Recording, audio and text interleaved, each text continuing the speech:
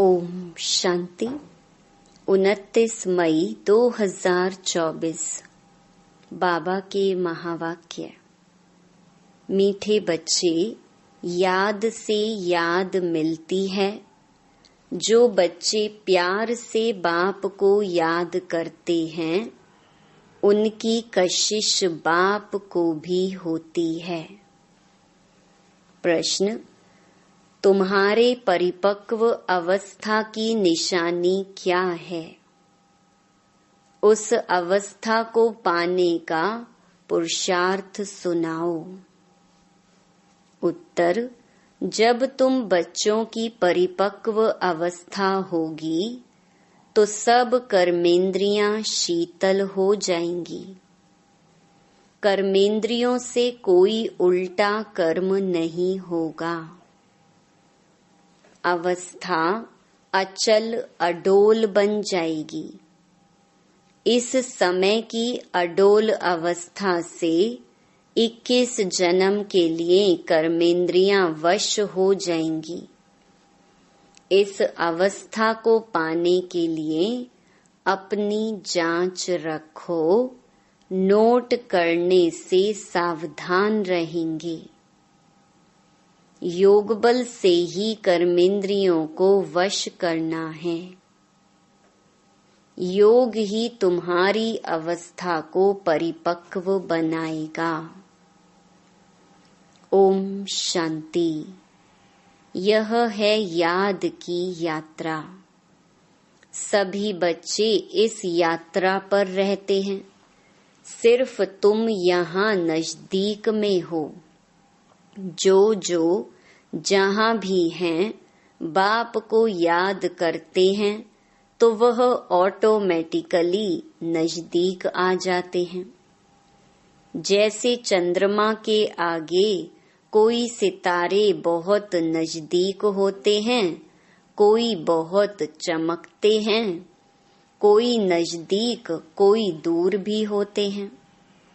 देखने में आता है यह स्टार बहुत चमकता है, यह बहुत नजदीक है, यह तो चमकता ही नहीं है। तुम्हारा भी गायन है। तुम हो ज्ञान और योग के सितारे। ज्ञान सूर्य मिला है बच्चों को। बाप बच्चों को ही याद करते हैं जो सर्विसेबल बच्चे हैं। बाप है सर्वशक्तिमान। उस बाप को ही याद करते हैं तो याद से याद मिलती है। जहाँ जहाँ ऐसे ऐसे सर्विसेबल बच्चे हैं तो ज्ञान सूर्य बाप भी उन्हों को याद करते हैं। बच्चे भी याद करते हैं। जो बच्चे याद नहीं करते उनको बाप भी याद नहीं करते। उनको बाप की याद भी नहीं पहुंचती है। याद से याद जरूर मिलती है। बच्चों को भी याद करना है। बच्चे पूछते हैं, बाबा आप हमको याद करते हैं? बाप कहते हैं, क्यों नहीं। इस रीति बाप क्यों नहीं याद करते? जो जास्ती पवित्र हैं और बाप से बहुत प्यार है तो कशिश भी ऐसे करते हैं। हर एक अपने से पूछे कि हम कहाँ तक बाबा को याद करते हैं। एक की याद में रहने से फिर यह पुरानी दुनिया भूल जाती है। बाप को ही याद करते करते जाकर मिलते हैं। अब मिलने का समय आया हुआ है। ड्रामा का राज भी बाप ने समझाया है। बाप आते हैं, आकर बच्चों को अपना रूहानी बच्चा बनाते हैं। पतित से पावन कैसे बनो सो सिखाते हैं। बाप तो एक ही है, उनको ही सब याद करते हैं। परंतु याद सबको नंबरवार अपने अपने पुरुषार्थ अनुसार मिलती है। जितना बहुत याद करेंगे वह जैसे कि सामने खड़े हैं। कर्मातीत अवस्था भी ऐसे होनी है। जितना याद करेंगे कर्मेंद्रियां चंचल नहीं होंगी। कर्मेंद्रियां चंचल बहुत होती है ना, इसको ही माया कहा जाता है। कर्मेंद्रियों से कुछ भी खराब कर्म ना हो। यहाँ योग बल से कर्मेंद्रियों को वश करना है। वो लोग तो दवाइयों से वश करते हैं। बच्चे कहते हैं, बाबा यह क्यों नहीं वश होती है? बाप कहते हैं, तुम जितना याद करेंगे उतना कर्मेंद्रियां वश हो जाएंगी। इसको कहा जाता है कर्मातीत अवस्था। यह सिर्फ याद की यात्रा से ही होता है। इसलिए भारत का प्राचीन राजयोग गाया हुआ है। सो तो भगवान ही सिखलाएंगे। भगवान सिखलाते हैं अपने बच्चों को, तुम्हें इन विकारी कर्मेंद्रियों पर योग बल से जीत पाने का पुरुषार्थ करना है। संपूर्ण पिछाड़ी में होंगे। जब परिपक्व अवस्था होगी फिर कोई भी कर्मेंद्रियां चंचलता नहीं करेंगी। अभी चंचलता बंद होने से फिर 21 जन्म के लिए कोई भी कर्मेंद्रिय धोखा नहीं देगी। 21 जन्म के लिए कर्मेंद्रियां वश हो जाती हैं। सबसे मुख्य है काम। याद करते करते कर्मेंद्रियां वश होती जाएंगी। अभी कर्मेंद्रियों को वश करने से आधा कल्प के लिए इनाम मिलता है। वश नहीं कर सकते हैं तो फिर पाप रह जाते हैं। तुम्हारे पाप योग बल से कटते जाएंगे। तुम पवित्र होते जाते हो। यह है नंबर 1 सब्जेक्ट। बुलाते भी हैं पतित से पावन होने लिए, तो बाप ही आकर पावन बनाते हैं। बाप ही नॉलेजफुल है। बाप कहते हैं, अपने को आत्मा समझो, बाप को याद करो। यह भी नॉलेज है। एक है योग की नॉलेज, दूसरा है 84 जन्म के चक्कर की नॉलेज। 2 नॉलेज हैं। फिर उसमें दैवी गुण ऑटोमेटिकली मर्ज हैं। बच्चे जानते हैं हम मनुष्य से देवता बनते हैं तो दैवी गुण भी जरूर धारण करने हैं। अपनी जांच करनी है।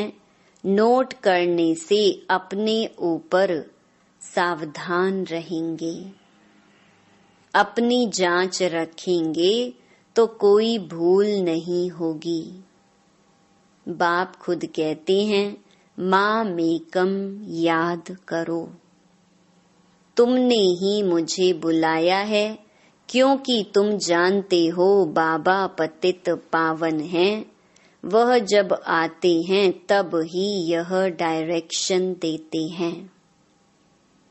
अब इस डायरेक्शन पर अमल करना है आत्माओं को। तुम पार्ट बजाते हो इस शरीर द्वारा, तो बाप को भी जरूर इस शरीर में आना पड़े। यह बहुत वंडरफुल बातें हैं। त्रिमूर्ति का चित्र कितना क्लियर है। ब्रह्मा तपस्या कर यह बनते हैं, फिर 84 जन्मों के बाद यह बनते हैं। यह भी बुद्धि में याद रहे कि हम ब्राह्मण सो देवता थे। फिर 84 का चक्कर लगाया। अब फिर देवता बनने के लिए आए हैं। जब देवताओं की डायनेस्टी पूरी हो जाती है तो भक्ति मार्ग में भी बहुत प्रेम से उनको याद करते हैं। अब वह बाप तुमको यह पद पाने लिए युक्ति बताते हैं। याद भी बहुत सहज है, सिर्फ सोने का बर्तन चाहिए। जितना पुरुषार्थ करेंगे उतनी पॉइंट्स इमर्ज होंगी। ज्ञान भी अच्छा सुनाते रहेंगे। समझेंगे जैसे कि बाबा हमारे में प्रवेश कर मुरली चला रहे हैं। बाबा भी बहुत मदद करते हैं। औरों का भी कल्याण करना है, वह भी ड्रामा में नूंद है। 1 सेकंड न मिले दूसरे से, टाइम पास होता जाता है। इतने वर्ष इतने मास कैसे पास होते हैं? शुरू से लेकर टाइम पास होता आया है। यह सेकंड फिर 5000 वर्ष बाद रिपीट करेंगे। यह भी अच्छी रीति समझना है और बाप को याद करना है, जिससे विकर्म विनाश हो।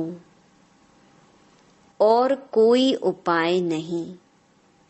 इतना समय जो कुछ करते आए हो वह सब थी भक्ति। कहते भी हैं भक्ति का फल भगवान देंगे। क्या फल देंगे, कब और कैसे देते हैं, यह कुछ भी पता नहीं है। बाप जब फल देने के लिए आवे तब लेने वाले और देने वाले इकट्ठे हों। ड्रामा का पार्ट आगे चलता जाता है। सारे ड्रामा में अभी यह है अंतिम लाइफ। हो सकता है कोई शरीर भी छोड़ दे और कोई पार्ट बजाना है तो जन्म भी ले सकते हैं। किसका बहुत हिसाब किताब होगा तो जन्म भी ले सकते हैं। किसके बहुत पाप होंगे तो घड़ी घड़ी एक जन्म ले, फिर दूसरा तीसरा जन्म लेते छोड़ते रहेंगे। गर्भ में गया दुख भोगा, फिर शरीर छोड़ा दूसरा लिया। काशी कलवट में भी यह हालत होती है। पाप सिर पर बहुत हैं, योग बल तो है नहीं। काशी कलवट खाना यह है अपने शरीर का घात करना। आत्मा भी समझती है यह घात करते हैं। कहते भी हैं बाबा आप आएंगे तो हम आप पर बलिहार जाएंगे। बाकी भक्ति मार्ग में बलि चढ़ते हैं, वह भक्ति हो जाती है। दान पुण्य तीर्थ आदि जो कुछ भी करते हैं वह किससे लेन देन होती है? पाप आत्माओं से। रावण राज्य है ना, बाप कहते हैं खबरदारी से लेन देन करना। कहाँ कोई खराब काम में लगाया तो सिर पर बोझा चढ़ जाएगा। दान पुण्य भी बड़ा खबरदारी से करना होता है। गरीबों को तो अन्न और कपड़े का दान किया जाता है। वह आजकल धर्मशालाएं आदि बनाकर देते हैं।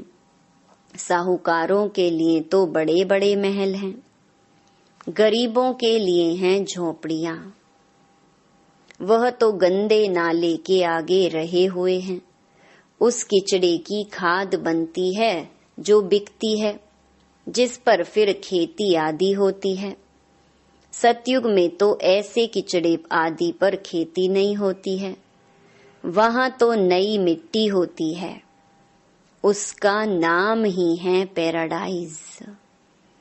नाम भी गाया हुआ है पुखराज परी, सब्ज परी। रतन है ना। कोई कितनी सर्विस करते हैं, कोई कितनी करते हैं। कोई कहते हम सर्विस नहीं कर सकते हैं।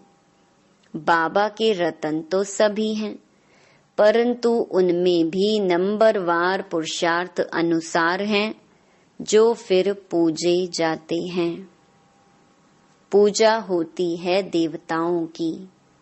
भक्ति मार्ग में अनेक पूजाएं होती हैं। वह सब ड्रामा में नूंद है जिसको देखकर मजा आता है। हम एक्टर्स हैं। इस समय तुमको नॉलेज मिलती है, तुम बहुत खुश होते हो। जानते हो भक्ति का भी पार्ट है। भक्ति में भी बड़े खुश होते हैं। गुरु ने कहा माला फेरो, बस उस खुशी में फेरते ही रहते हैं। समझ कुछ भी नहीं।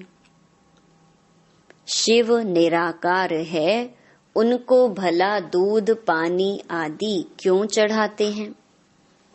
मूर्तियों को भोग लगाते हैं, वह कोई खाती थोड़ी है। भक्ति का पेशगीर माना विस्तार कितना बड़ा है। भक्ति है झाड़, ज्ञान है बीज। रचता और रचना को सिवाय तुम बच्चों के और कोई नहीं जानते। कोई बच्चे तो अपनी हड्डियां भी इस सर्विस में स्वाहा करने वाले हैं। तुमको कोई कहते हैं यह तुम्हारी कल्पना है। अरे यह तो वर्ल्ड की हिस्ट्री ज्योग्राफी रिपीट होती है। कल्पना रिपीट थोड़ी होती है। यह तो नॉलेज है। यह है नई बातें नई दुनिया के लिए।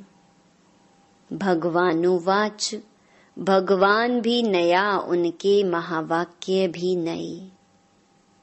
वह कहते हैं कृष्ण भगवानुवाच, तुम कहते हो शिव भगवानुवाच। हरेक की अपनी अपनी बातें हैं, एक न मिले दूसरे से। यह है पढ़ाई। स्कूल में पढ़ते हो, कल्पना की तो बात ही नहीं। बाप है ज्ञान का सागर, नॉलेजफुल। जबकि ऋषि मुनि भी कहते हैं हम रचता रचना को नहीं जानते हैं। उन्हों को यह नॉलेज कहाँ से मिले, जबकि आदि सनातन देवी देवता ही नहीं जानते। जिन्होंने जाना उन्होंने पद पाया। फिर जब संगम युग आए तब बाप आकर समझाए। नए नए इन बातों में मूंझते हैं। कहते हैं बस तुम इतने थोड़े ही राइट हो, बाकी सब झूठे हैं। तुम समझाते हो गीता जो माई बाप है उसे ही खंडन कर दिया है। बाकी सब तो रचना है, उनसे वर्षा मिल ना सके। वेदों शास्त्रों में रचता और रचना की नॉलेज हो ना सके। पहले तो बताओ वेदों से कौन सा धर्म स्थापन हुआ? धर्म तो है ही 4। हर एक धर्म का धर्म शास्त्र एक ही होता है। बाप ब्राह्मण कुल स्थापन करते हैं। ब्राह्मण ही फिर सूर्यवंशी चंद्रवंशी कुल में अपना पद पाते हैं। बाप आकर तुमको सम्मुख समझाते हैं इस रथ द्वारा। रथ तो जरूर चाहिए। आत्मा तो है निराकार, उनको साकार शरीर मिलता है। आत्मा क्या चीज है उनको ही नहीं जानते, तो बाप को फिर कैसे जानेंगे? राइट तो बाप ही सुनाते हैं, बाकी सब हैं अनराइचियस, जिससे फायदा कुछ भी नहीं। माला किसकी से मरते हैं कुछ पता नहीं। बाप को ही नहीं जानते।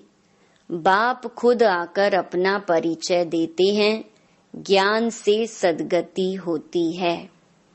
आधा कल्प है ज्ञान, आधा कल्प है भक्ति। भक्ति शुरू होती है रावण राज्य से। भक्ति से सीढ़ी उतरते उतरते तमो प्रधान बन पड़े हैं। किसके भी ऑक्यूपेशन को नहीं जानते हैं। भगवान की कितनी पूजा करते हैं, जानते कुछ भी नहीं। तो बाप समझाते हैं, इतना ऊंच पद पाने के लिए अपने को आत्मा समझना है और बाप को याद करना है। इसमें है मेहनत। अगर किसकी बुद्धि मोटी है तो मोटी बुद्धि से याद करें, परंतु याद एक को ही करें। गाते भी हैं, बाबा आप आएंगे तो आप से ही बुद्धि योग जोड़ेंगे। अब बाप भी आए हैं, तुम सब किससे मिलने आए हो? जो प्राण दान देते हैं।